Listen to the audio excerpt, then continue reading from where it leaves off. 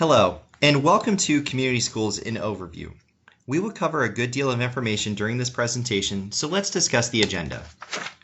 Today's presentation will consist of 4 sections. The first section will explain just what a community school is in Ohio. The second, we will examine the community school governance structure. In the third, we'll talk about the charter contract.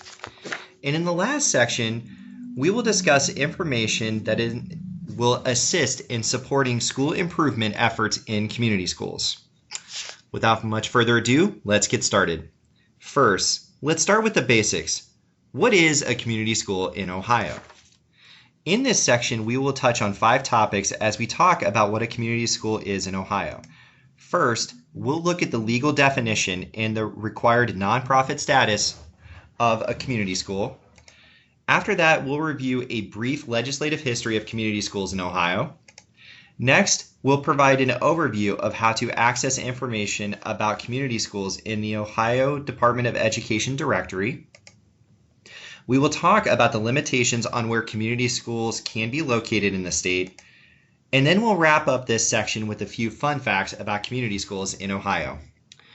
So let's get started. Are community schools private schools? The answer is no.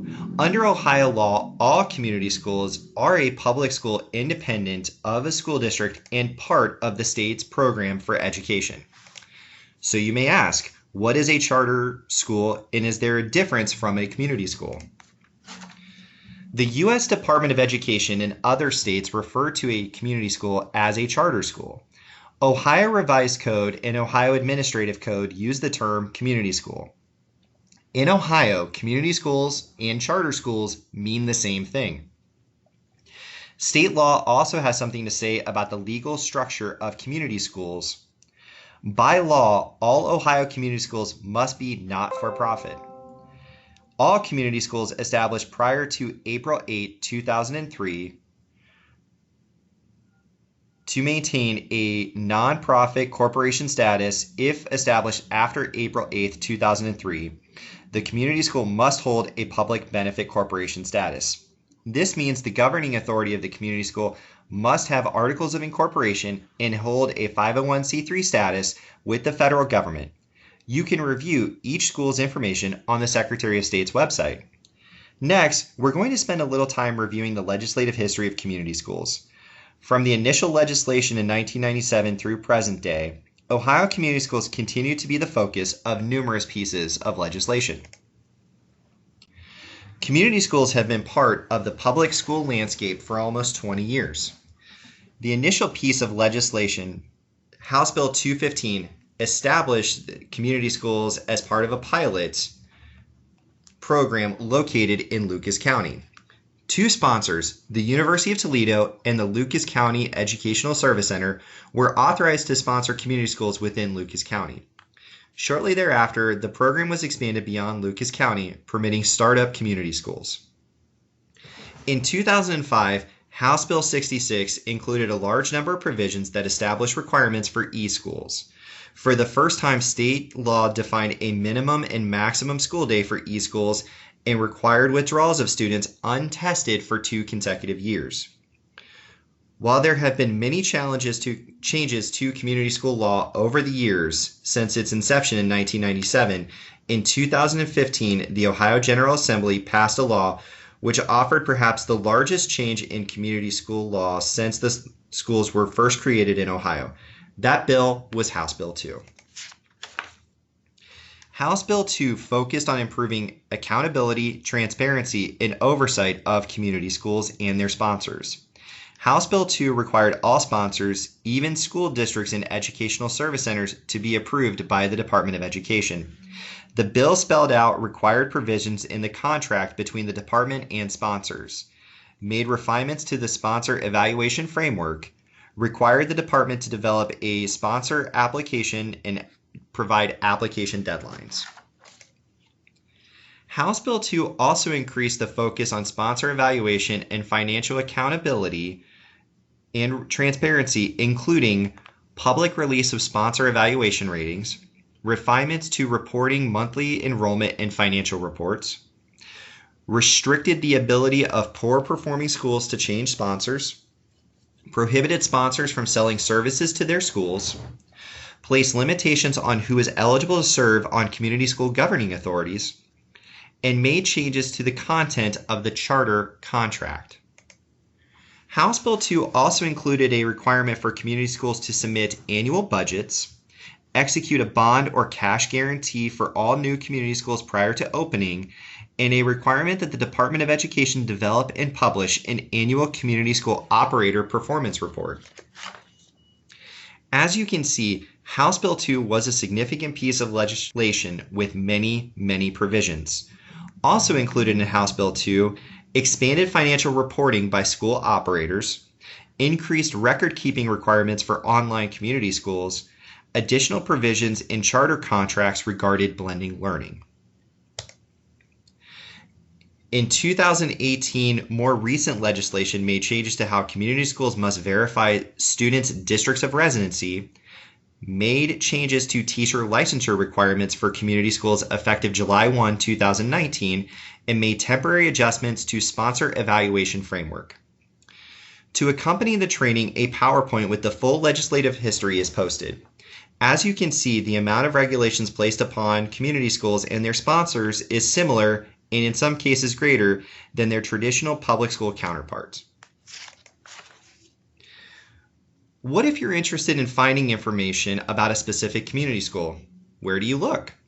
Let's spend a few minutes talking about how you can find information on community schools. We'll start with the Ohio Educational Directory System, or OEDS for short. OEDS contains information about every community school in the state. This is a screenshot depicting the view for a public user. However, if you have a SAFE account, you can sign into SAFE using your name and password and access OEDS. To search for a community school in OEDS, enter the name or IRN in the Search Organizations box and click Search. In this example, I entered the community school name, Trecca, and it provided 3 results. Let's select Trecca Digital Academy and see the information contained in OEDS for this community school. The overview screen for this school includes information on the organization, address, relationship, and roles. Let's take a look at what you see when you click on the General tab at the top of the screen. In the General tab, you will see the organizational identity, school information, the contact information for the school, and there is also a very important information contained in the school classification. Let's take a closer look. For this community school, it has a community school specialty of community school startup, a special school type of virtual school, and a special population of dropout recovery. Let's talk about each of these a little bit more.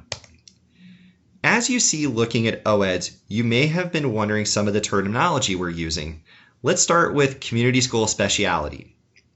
Community school specialty is a term that related to the requirement in law as to who sponsors the school and where it can be located. In this case of community schools in Ohio, there are 2 kinds of community schools: startup community schools and conversion community schools. Ohio Revised Code section 3314.02A5 states a new startup school means a community school other than one created by converting all or part of an existing public school or educational service center building as designated in the school's contract pursuant to Division A17 of section 3314.03 of Revised Code. Ohio Revised Code section 3314.02b provides the explanation of a conversion community school. In short, a conversion community school is sponsored by a Board of Education of a city, local, or exempted village, joint vocational school district, or educational service center where a public building is converted to a community school. OEDS also uses terms special school type to describe the main way in which instruction is delivered. In some cases, special school type refers to whether a school is a brick and mortar site-based community school or an online or virtual community school. A site-based community school has a brick and mortar location where the majority of instruction takes place. State law also provides a definition of a virtual or online community school. ORC section 3314.02A7 states, Internet or computer-based community schools means a community school established under this chapter in which the enrolled students work primarily from their residence or on assignments in non-classroom based learning opportunities provided via an internet or other computer-based instructional method that does not rely on regular classroom instruction or via comprehensive instructional methods that include internet-based, other computer-based, and non-computer-based learning opportunities. At this point, you're probably saying, fine, I get it. There's two types of schools, but why is blended on this slide? If there are only two types of schools? That's a good question. State law defines blended learning as the delivery of instruction in a combination of the time, the majority of which is in a supervised physical location away from home, and online delivered whereby the student has some element of control over the time, place, path, or pace of learning. The key element of that definition are supervised locations away from home, which is the school, an online delivery of instruction, and some control by the student of when, where, and at what rate learning takes place.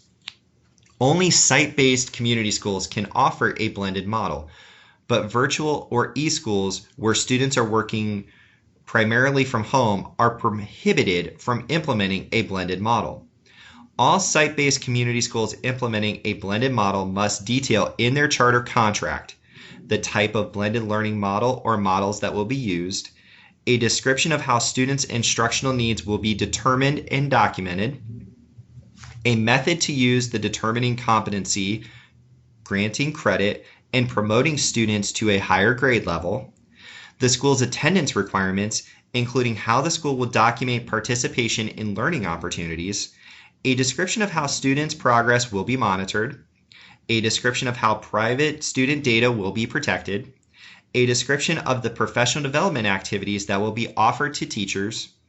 Site-based community schools must also provide appropriate notification to the Office of Community Schools. Now that we've gone over all of those definitions, let's go back to that OED screen and learn more about what you can find about community schools. The Relationship tab at the top right of the OED screen also contains useful information. For example, it lists the name and IRN of the sponsoring organization.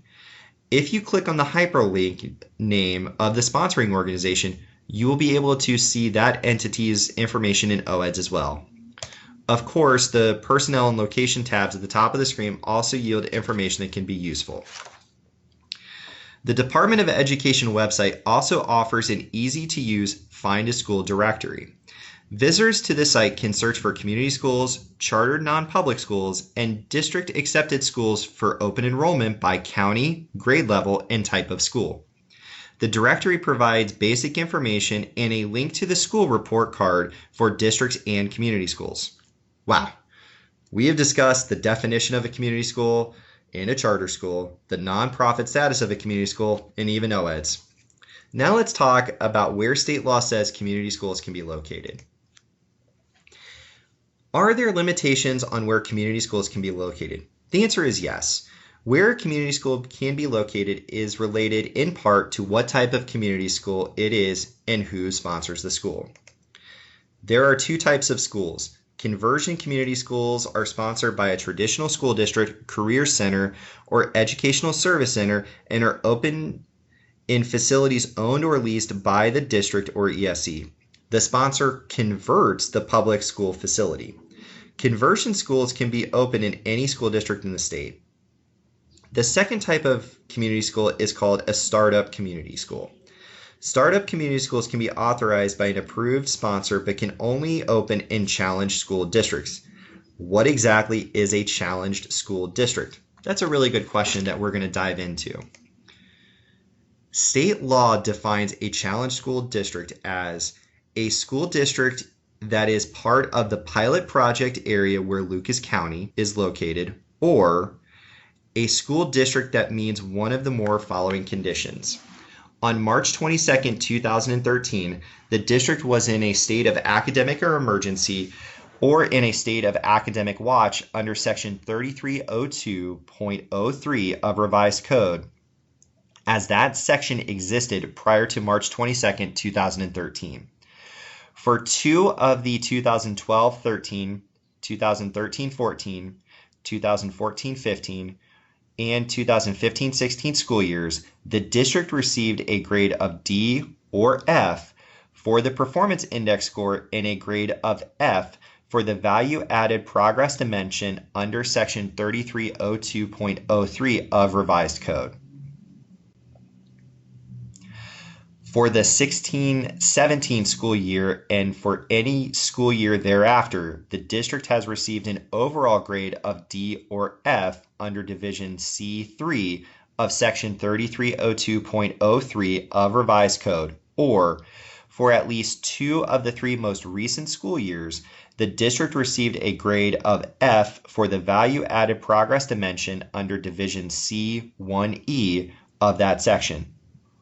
Or a Big 8 school district, or a school district ranked in the lowest 5% of school districts according to performance index scores under Section 3302.21 of Revised Code. In a nutshell, challenge districts are generally those districts that are struggling academically. Although community schools have been in Ohio for 20 years, there isn't always a good understanding of what they are and how they operate. We will take a few minutes to touch on some of the more frequently discussed topics related to community schools in Ohio, including who attends community schools, what type of test community school students take, how are community schools accountable, how are community schools funded, what type of credentials do teachers in a community school have, why do community schools close. Let's take a closer look at some key facts about community schools. Are community schools allowed to select the students they enroll? Some community schools specialize in serving specific student populations, such as students with learning disabilities or students who are credit deficient, but community schools cannot choose which students to enroll or not enroll. In fact, if a community school is over-enrolled, the school must hold an enrollment lottery to determine which students can ultimately enroll. Let's take a closer look at a community school enrollment as compared to statewide averages. Using criteria for free and reduced lunch during the 2016-17 school year, 48.7% of Ohio students statewide were identified as economically disadvantaged as compared to 81% of students in community schools. Like traditional district schools, community schools must provide appropriate educational services for students with disabilities. In the 2016-17 school year, 16% of community school students were identified as having disability slightly above the state average of 14.4. Do students in community schools take state tests? The answer is yes. Whether it's English language arts and mathematics tests for grades 3 through 8, end of course examinations, kindergarten readiness, the ACT, SAT, or work keys, students enrolled in community schools take all of the same tests as students enrolled in traditional school districts.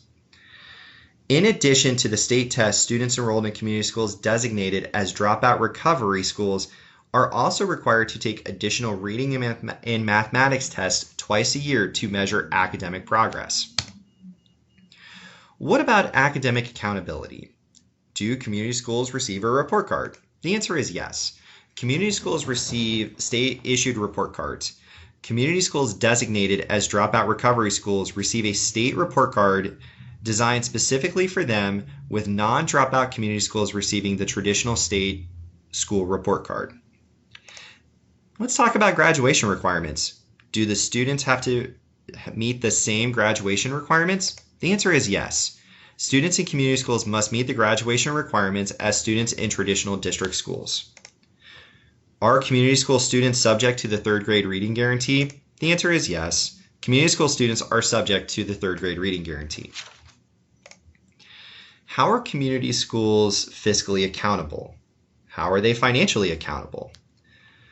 Let's look at, like all school districts, community schools are audited by the Auditors of State's office or an independent CPA approved by the Auditor of State.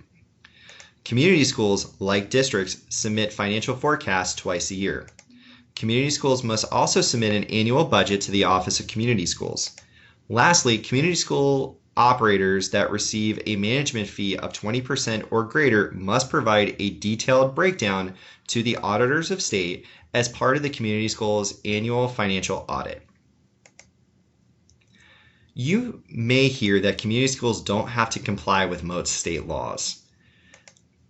Are there mandates or laws that are applicable to community schools? The answer is yes.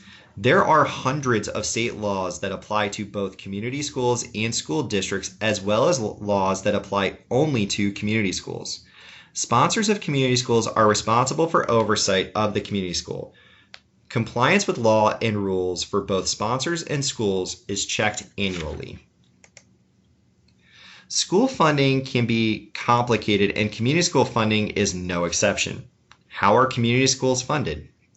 The state funding formula is made up of a variety of components. The amount received by a district for each component varies depending upon the wealth of the district. The full amount of each funding component is deducted from a district's state funding for each student that leaves to attend a community school, and the funding follows the child to the community school. Cleveland Municipal School District is the only school district that shares local tax revenue with community schools they choose to sponsor or partner with. While community schools may receive more state funding per pupil, the total amount of revenue available to community schools was approximately $8,200 per pupil for the 16-17 school year, compared to $13,829 per pupil for traditional school districts. What about community school teachers? Are community schools required to hire licensed teachers? The answer is yes. Community school teachers must hold an Ohio-issued educator license. And beginning next year, all public schools, community schools, and traditional schools alike may only employ teachers whose licenses align both for grade level and content area to the areas they're assigned to teach. This language eliminated HQT status and instead requires all teachers hold the appropriate educator license. Some community schools cease to operate. Why do community schools close? Community schools can have financial difficulties and lack the funds to continue to operate. Ohio law requires schools that fail to meet minimum levels of academic performance to close. Sponsors can opt to non-renew a school's contract because they fail to meet performance benchmarks outlined in their charter contract. And lastly, sponsors can determine that a community school they sponsor has breached their contract with the sponsor and take action to terminate the school's contract.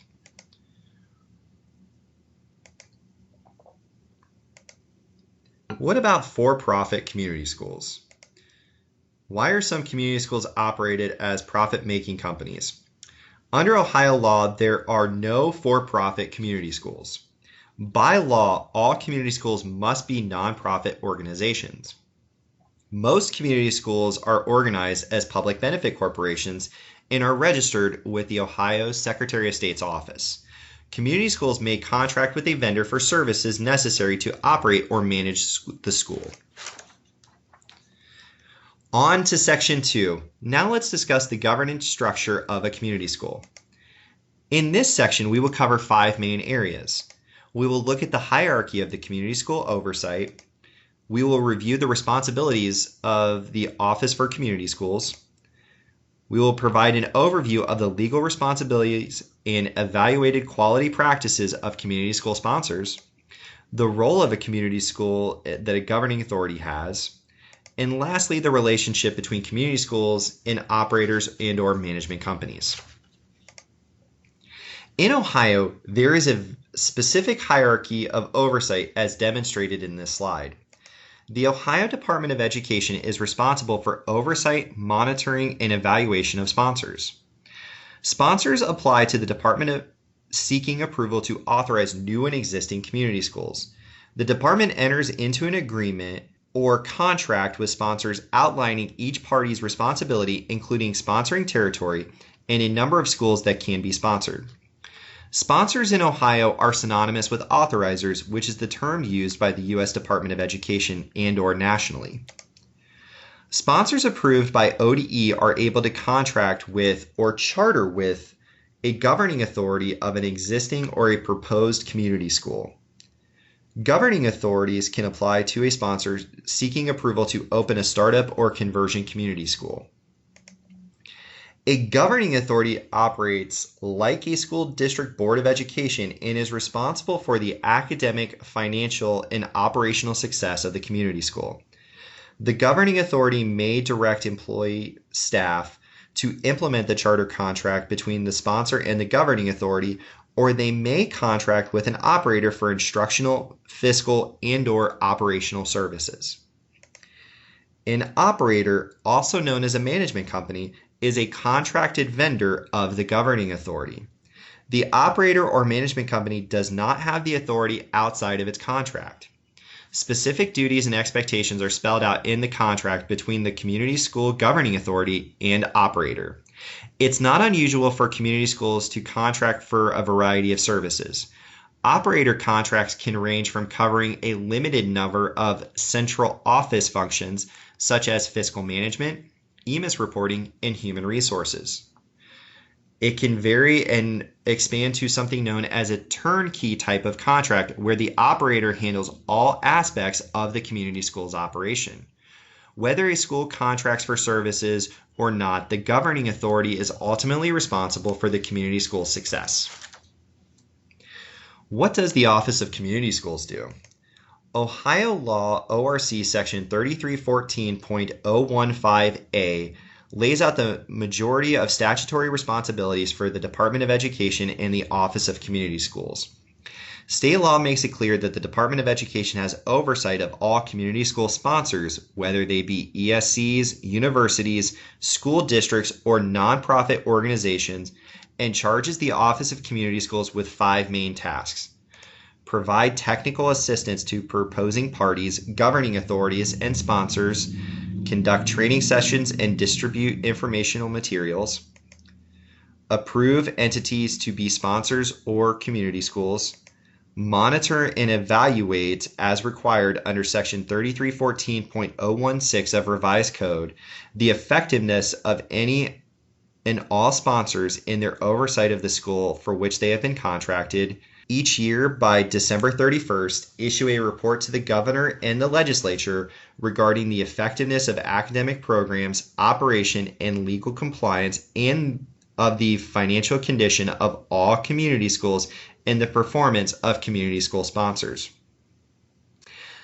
And finally, to make legislative recommendations to the General Assembly designed to enhance the operation and performance of community schools. Let's look at one of the department's responsibilities as it pertains to sponsors, the sponsor evaluation. The Department of Education must annually evaluate all sponsors in 3 areas: the academic performance of the community school in the sponsor's portfolio. The department uses all applicable report card measures for this component, compliance with all applicable laws and rules, and the sponsor's adherence to quality practice. This is quite a large undertaking, taking several months to complete. For example, the evaluation looks at the compliance with all laws by all sponsors and all schools. A template including a list of hundreds of state laws is completed each year for every Ohio community school. Many of the laws are the same as they apply to traditional school districts, with the addition of other laws which only apply to community schools. The department engages the services of a third-party vendor to review and evaluate quality practices components and another vendor to check schools and sponsor compliance. Using outside organizations helps the department complete the evaluation efficiently and ensure that an independent review takes place. A key component of the sponsor evaluation is quality practices. Aligned to the standards developed by the National Association of Charter School Authorizers Principles and Standards, the sponsor evaluation examines 6 clusters of practices considered critical for high-quality sponsorship. The Ohio standards incorporated requirements outlined in state law and rule as well as research-based practices. These overarching areas depict a sponsor's responsibility. The key areas of quality practices include commitment and capacity. Does the sponsor have the necessary mission, experience, expertise, and overall commitment to be a successful community school sponsor? Application process and decision making. Does the sponsor utilize a comprehensive application, have trained reviewers, and make decisions in an objective manner, approving only those applicants most likely to succeed? Performance contracting.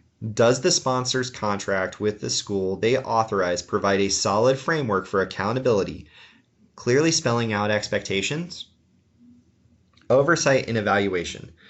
Does the sponsor provide appropriate oversight, conducting regular site visits and requiring corrective action if there are identified concerns?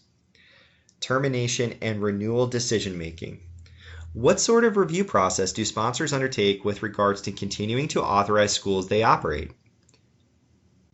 Does the process focus on ensuring that poor performing schools may be closed? And finally, technical assistance. How does the sponsor support improvement or corrective action? Is intervention, when it's necessary, effective? The annual evaluation of community school sponsors is a high-stakes review. Only those sponsors that consistently meet performance expectations can continue to sponsor schools. Each of the 3 components is evaluated, rated, and combined into an overall evaluation rating. If a sponsor receives an overall rating of exemplary or effective, the sponsor continues operation. Highest performing sponsors, those receiving an overall rating of exemplary for 2 consecutive years, may take advantage of incentives outlined in statute. Sponsors receiving an overall rating of ineffective, the sponsor cannot authorize any new or additional community schools and must implement a quality improvement plan which addresses all deficiencies identified in the evaluation. Sponsors cannot be rated ineffective forever and continue operation. If a sponsor receives an overall rating of ineffective for 3 consecutive years, the sponsor's authority is automatically revoked. Sponsors receiving an overall rating of poor have their sponsoring authority revoked immediately. Sponsors receiving a poor overall rating may appeal the revocation of its sponsorship authority. If a community school's authority is revoked, the community schools it's authorized to sponsor transfers to the Ohio Department of Education Office of School Sponsorship. In addition to general oversight and monitoring, sponsors have specific oversight tasks spelled out in law. Each sponsor must review enrollment figures and financial reports. Prior to a community school being able to open each year, the community school sponsor must visit the school and review the school's readiness, including meeting all health and safety requirements.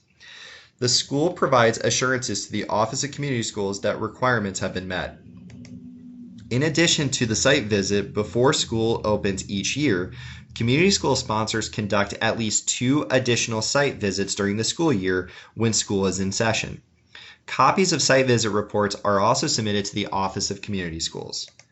Sponsors must also submit documentation detailing technical assistance provided to schools they authorize.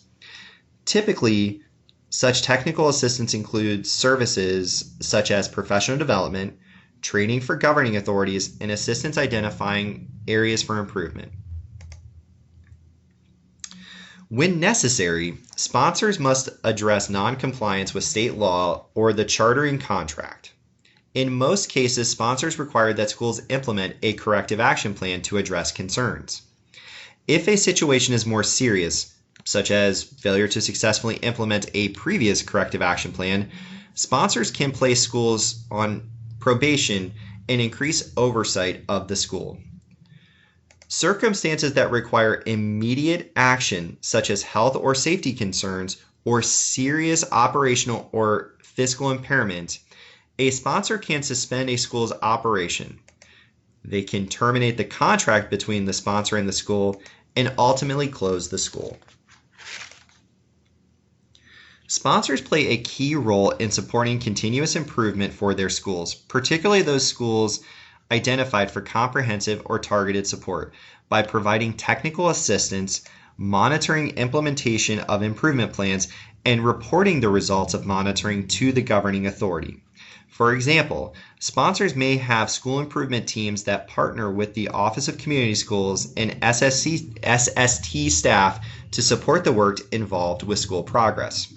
Now let's move on to the Community Schools Governing Authority. A community school governing authority is the Board of Education for the community school, comprised of not less than 5 members, and are responsible for the academic, financial, and operational success of the community school. Governing authority members must be free of conflicts of interest and oversee the work of the treasurer, legal counsel, and direct staff, while also monitoring contract deliverables and vendors. The governing authority establishes the policy framework in which the school must operate. Like the sponsor, governing authorities members should be involved in supporting continuous improvement. Governing authority members should know if their school have been identified as priority or focus and why. Governing authority members should receive an update at each meeting regarding progress implementing improvement plans.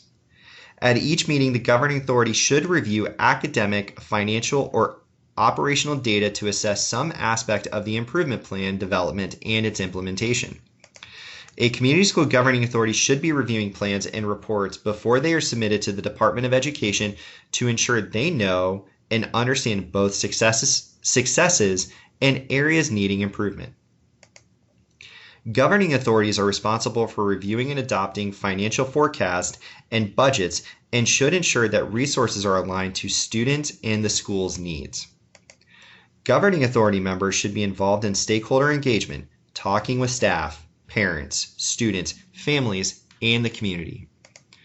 Governing authority members should participate in professional development opportunities designed to increase their overall knowledge, ensure compliance with statute, and support effective boardmanship.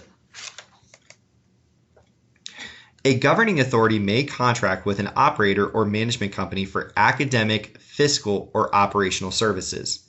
The state support team members may work with the employees of the operator or management company to implement the education plan in the charter contract and any improvement efforts, but the governing authority is ultimately responsible for the success of the school, so SSTs must work with and respect and report to the governing authority. We've touched briefly on the concept of an operator in a management company, but let's take a moment to talk about the role of the operator. State law defines an operator either an individual or organization that makes the daily operations of a community school pursuant to a contract between the operator and the school's governing authority, or a nonprofit organization that provides programmatic oversight and support to a community school under a contract with the school's governing authority, and that retains the right to terminate its affiliation with the school if the school fails to meet the organizational's quality standards. Ultimately, an operator or management company is a contracted vendor of the governing authority and are responsible for meeting the deliverables outlined in the contract. Operators or management companies can contract to provide instructional, fiscal, and/or operational services. We've already talked about schools receiving a report card and sponsors being evaluated, but do operators receive a rating in Ohio? That's a great question, and the answer is yes, they do. Operators receive a rating based on the performance of students in community schools where the operator or management company has contracted with the governing authority to manage the daily operation and/or provide programmatic oversight and support to the community school. Operator ratings are issued each year by November 15th. A rating report for each operator is available on the Office of Community Schools website. How does the school know which party is responsible for which service? Are the services of the operator outlined in the contract with the governing authority? The answer is yes. This contract between the governing authority and the operator or management company is separate from the charter contract between the sponsor and the governing authority. The roles and responsibilities should be outlined in the contract, as well as the fee structure and a termination clause to allow either entity to terminate the contract before the contract expires. Can the operator allocate resources or make contract decisions? The answer is no. The operator provides only those services detailed in the vendor contract and does not have decision-making authority for the community school. Only the governing authority can make resource allocation or contract decisions.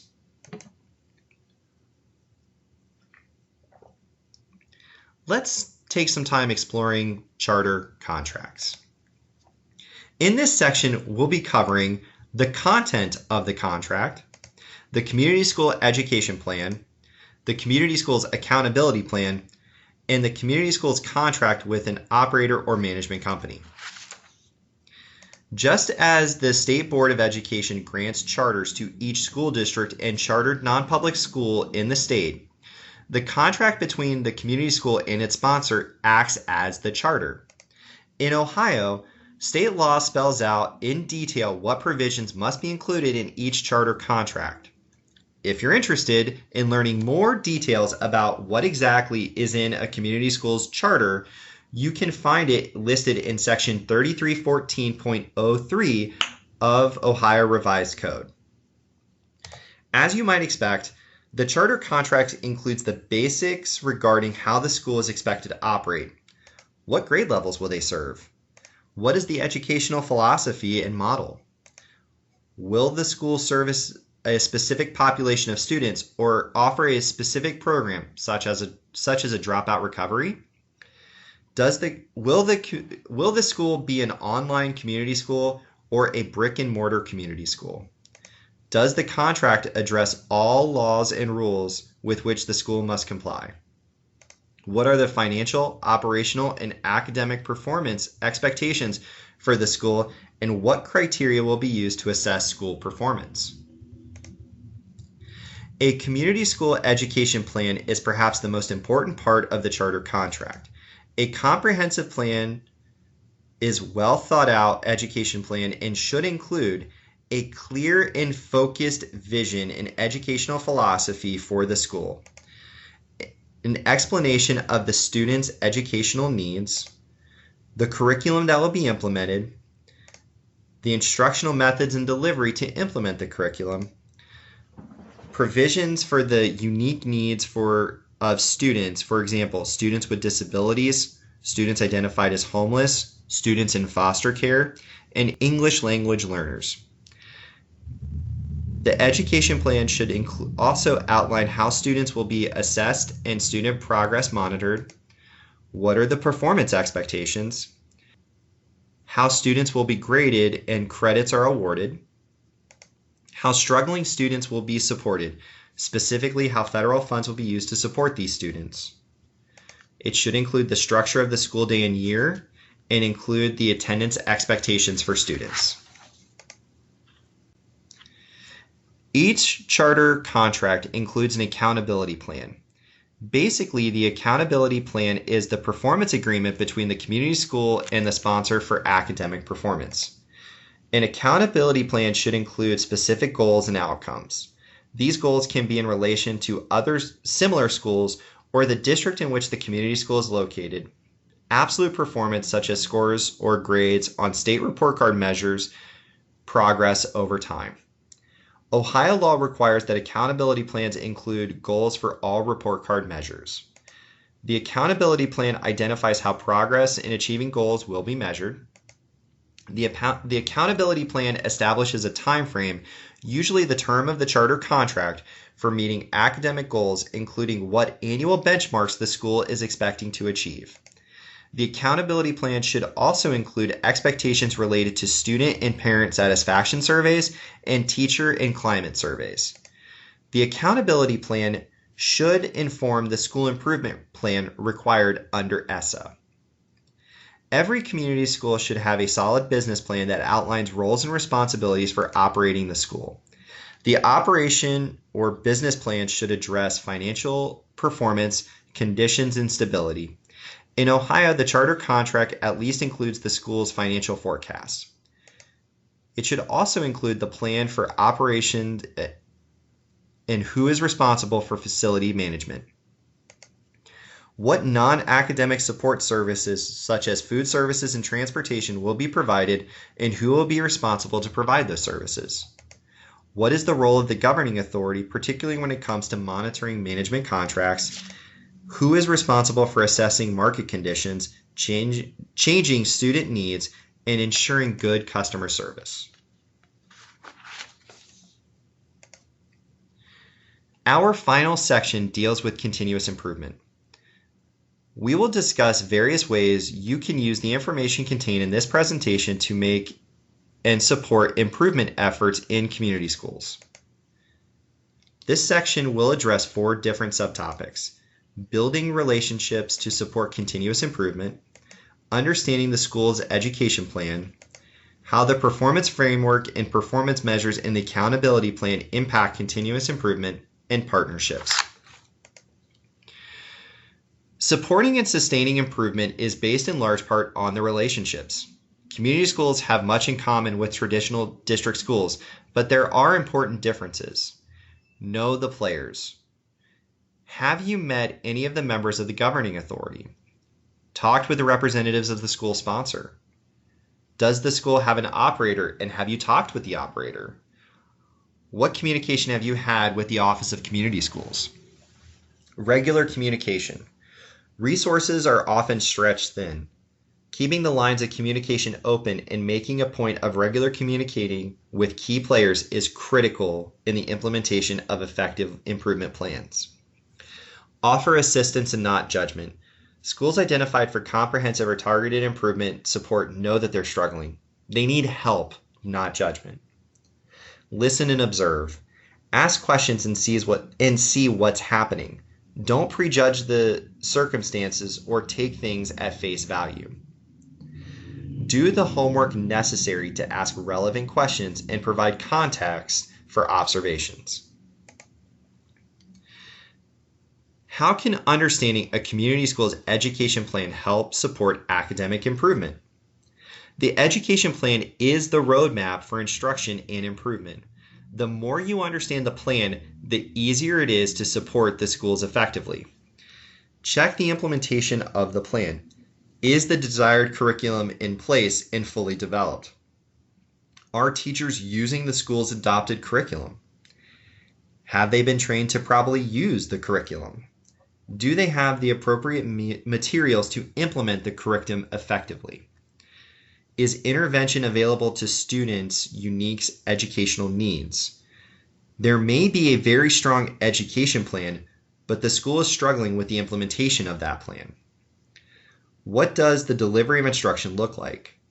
Does the delivery of instruction in the education plan match what you're seeing? What are the students' academic needs? Is the education plan designed to meet those needs? Whenever possible, align improvement efforts with the existing education plan. The school was founded based on a vision, a mission, and philosophy articulated in the plan. Any intervention or improvement plan should align with and support the school's education plan. Read and understand the school's performance expectations. What are the goals? What are the measures and indicators? What are the performance benchmarks and expectations? These should all be outlined in the performance framework. Alignment is key. It's not very likely that a school will support an improvement plan at odds with the performance expectations detailed in the sponsor's charter contract. In the school's charter contract with its sponsor. Every continuous improvement plan must recognize and align goals to those spelled out in the performance framework. Unlike traditional district schools, community schools can be closed for poor performance or face non-renewal or termination by their sponsors for failure to meet expectations included in the performance framework and accountability plan. It is critical to understand the priorities of the school and sponsor, as well as the impact of the high-stakes review of the sponsors and schools. New community schools can be closed for poor performance in as few as 5 years.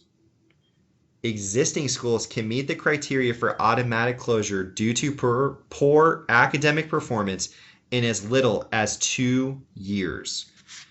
Sponsors are rated on their school's academic performance every year. Supporting improvement in a community school environment depends on the partnerships and regular communication with your partners.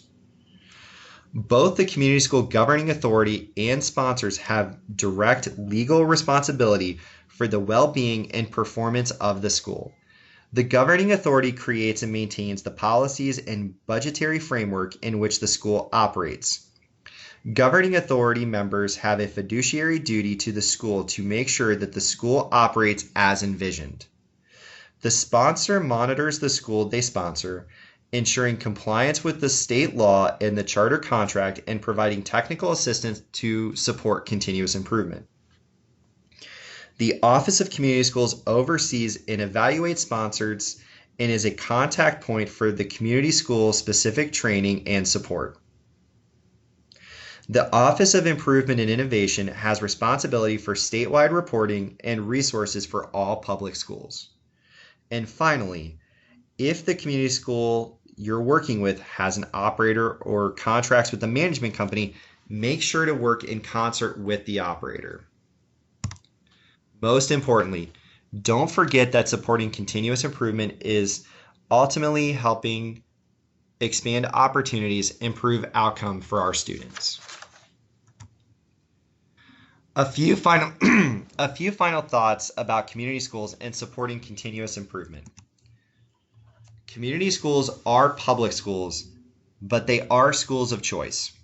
Community schools are attractive to parents and families looking for schools that fit their child's unique educational needs. Because community schools can customize their educational plan, these schools are often designed to address a specific student population or community need. Community schools cease to operate if the parents fail to see the value in what the school has to offer. As you've seen, many of the same requirements that apply to school districts also apply to community schools. You've also seen that community schools must meet performance and compliance provisions laid out in their charter contract with their sponsor. Annual compliance reviews, evaluation of sponsors, and automatic closure laws create a sense of urgency when it comes to supporting improvement. Failure to consistently demonstrate both compliance and progress can lead to closure. Supporting continuous improvement in a community school demands an understanding of the school's unique mission and goals. Ask yourself if you understand who the school is designed to educate and how is the school's education plan structured. What goals and requirements are required in the school's accountability plan? Successful community school improvement plans and their strategies should be aligned to support the school's mission and leverage the accountability plan. We hope this overview will provide the foundation necessary to support improvement in a community school. If you have any questions, please contact the Office of Community Schools and we will be happy to respond. Thank you.